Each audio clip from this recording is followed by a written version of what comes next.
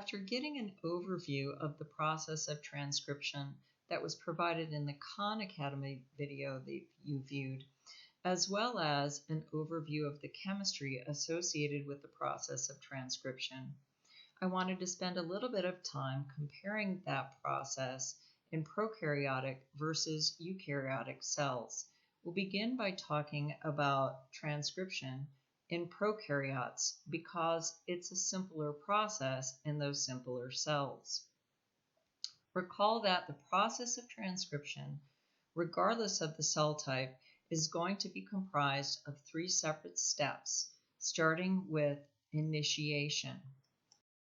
Transcription initiation is going to begin at a site on the DNA known as the promoter.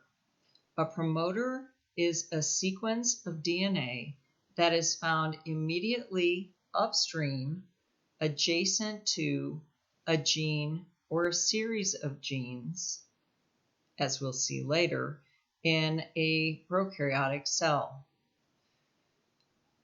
Recall that transcription necessitates reading only a single strand of the double-stranded DNA, and it is that single strand that is copied in the process of transcription.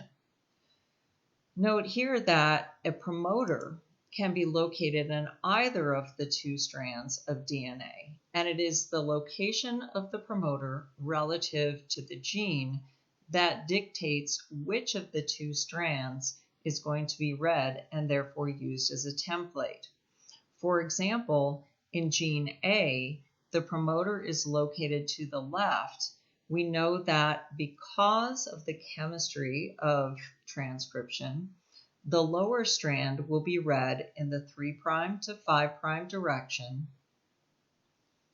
And on gene B, the promoter is located to the right, indicating that the upper strand will be used as the template, again reading the DNA in the 3' to 5' direction. So, to summarize, either strand of DNA can be used as the template, and it is the location of the promoter relative to the gene that will determine which of the two strands will be used for any given gene. Here we see the structure of a prokaryotic promoter for a typical prokaryotic gene. There are a few things that I'd like to point out. First, transcription will begin at the nucleotide that is identified on this slide by +1. Note that on the lower strand, which is the strand that will be used as the template in this case, how do we know that? This T will be the template. This T at +1 will start the template, so you'll note here that the RNA that is being produced is going to begin with an adenosine nucleotide. In advance of this +1 nucleotide, the two DNA elements that constitute a typical promoter include the sequence at -10, or 10 nucleotides in advance of the transcription start site, and at -35. The DNA element that is found 10 nucleotides upstream of the transcription start site is a TA-rich sequence known as the Tata box. The significance of the TA-rich sequence is that TA base pairs are held together by only 2 hydrogen bonds compared to GC base pairs that are held together with 3 hydrogen bonds. Therefore, TA-rich sequences are easier to separate than GC-rich sequences. The Tata box, then, is the location where the double helix will begin to separate for the process of transcription, which will occur at the +1 nucleotide. In addition to the Tata box located at about 10 nucleotides upstream of the transcription start site, there is another sequence, TTGACA, that is located about 35 nucleotides upstream of that transcription start site. Both the -35 and the -10 sequences are going to be recognized by the first component of the RNA polymerase enzyme that will assemble at the promoter site. This is the structure of a prokaryotic RNA polymerase enzyme. Prokaryotic RNA polymerase is comprised of 5 separate proteins, and the assembly of those 5 proteins occurs at the promoter. The first of the proteins that will assemble at the promoter is the sigma factor. It's denoted on this slide by this sort of brownish oval. Sigma is labeled sigma 70 here because this sigma factor happens to be 70 kilodaltons in molecular size. You'll notice that the sigma factor is lying over those -10 and -35 sequences. So it is the sigma factor component of the RNA polymerase that will recognize these 2 elements of the promoter. Once a sigma factor has assembled on a prokaryotic promoter, 4 additional subunits will assemble on that sigma 70. Those are 2 alpha subunits, a beta subunit, and a beta prime subunit. These 5 proteins comprise the holoenzyme, or the whole enzyme that is prokaryotic RNA polymerase. So initiation in prokaryotes occurs by sigma factor binding to the DNA elements that comprise the prokaryotic promoter. The remainder RNA polymerase holoenzyme will assemble on that promoter. The Tata box TA-rich sequence will open, creating what we call the transcription bubble, and nucleotides will begin to be assembled to begin to create the RNA transcript.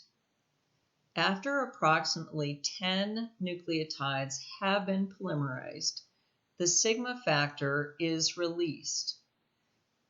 The sole purpose of the sigma factor is to recognize those 2 DNA elements in the promoter and cause the assembly of the RNA polymerase enzyme. So the sigma factor is no longer needed during the second step of transcription, elongation. Therefore, elongation, the second step of transcription, begins with the loss of sigma factor. Then transcription can proceed as the polymerase moves along the gene, reading the DNA template in the 3' to 5' direction, assembling a complementary strand of ribonucleotides in the 5' to 3' direction. This process occurs very quickly, on the order of 100 nucleotides per second in both prokaryotes and eukaryotes. The third and final step in the process of transcription is termination. Termination is dependent upon a terminator sequence within the DNA, like the one shown here for a typical prokaryotic gene. There are 2 very important elements in the terminator sequence, and those are outlined by the orange boxes. The first of the 2 elements are a paired GC-rich region. The second is an AT-rich region that very closely follows those 2 GC-rich regions. Here's why those 2 elements are critical for transcription termination. When the 2 GC-rich regions are transcribed, those GC-rich regions are able to form hydrogen bonds with one another to create what is shown here, a hairpin loop structure.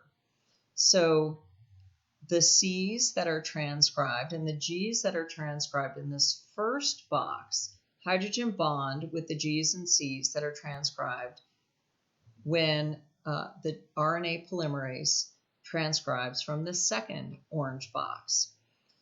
That structure puts a lot of pressure on the association between the RNA and the DNA template.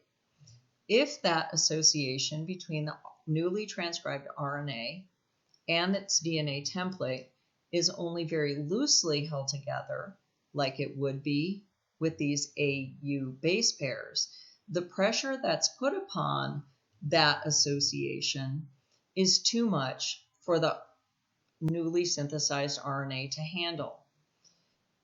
As a result of the production of this hairpin structure, it puts torque or stress on the association between these U's and the DNA template, so the RNA product falls off the DNA template. Once the RNA product falls off, there's no reason for RNA polymerase to remain associated with the DNA template, so it also disassembles into its 4 subunits, again, the 2 alphas, the beta, and the beta prime. Those can reassemble at a new promoter as long as there is a sigma factor bound to that promoter region.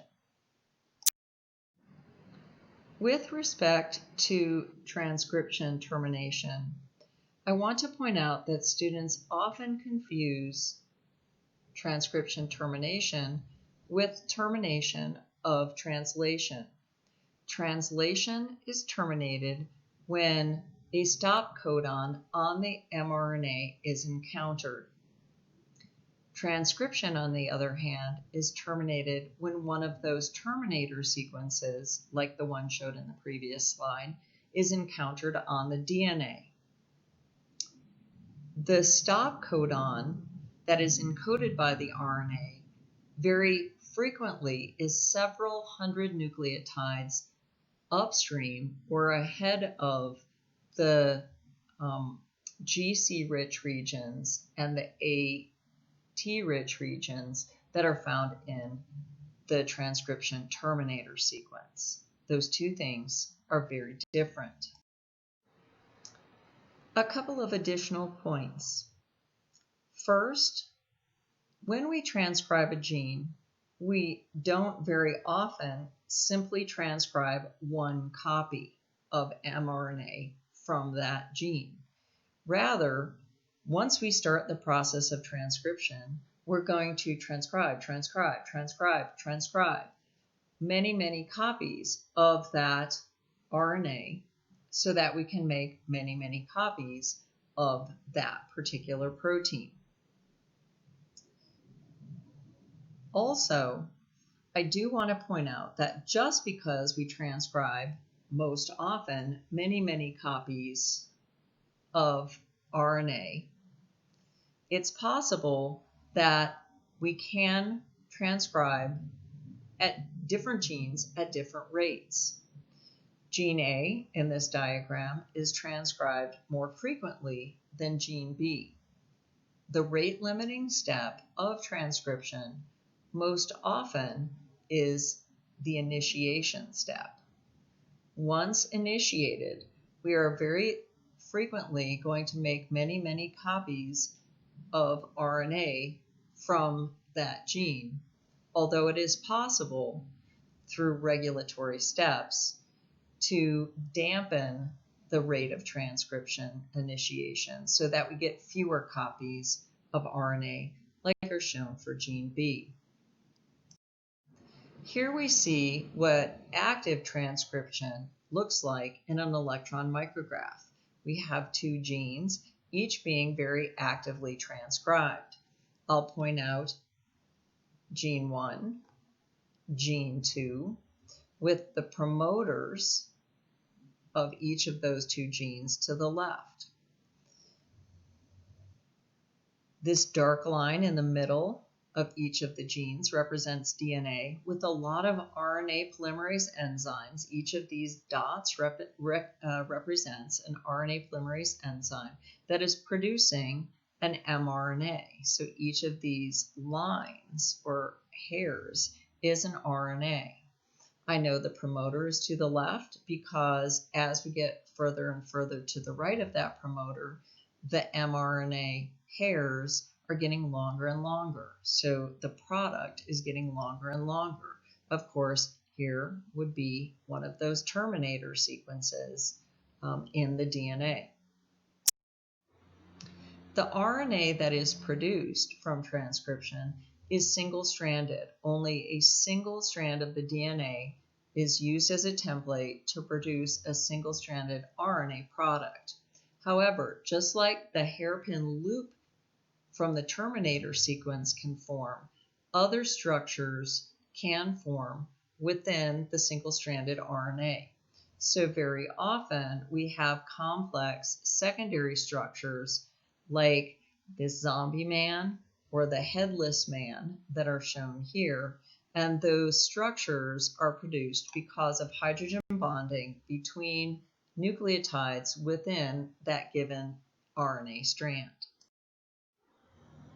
Here's a summary of the process of transcription as it occurs in prokaryotic cells. Recall that we have a promoter that contains two very critical elements, a Tata box at -10 and a TTGACA sequence that is at -35.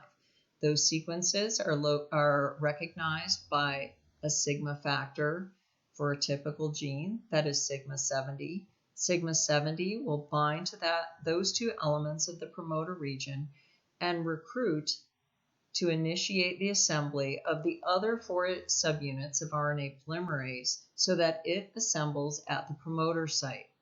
Because the Tata box is rich in TA, loosely held together DNA strands, we create a transcription bubble, an opening of those two strands, such that transcription can be initiated.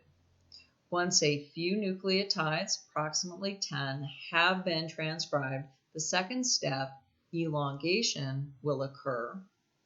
Elongation occurs by polymerizing ribonucleotides into a growing RNA transcript until a terminator sequence is reached. Once that terminator sequence is transcribed, a hairpin will be formed between GC-rich sequences within the transcript.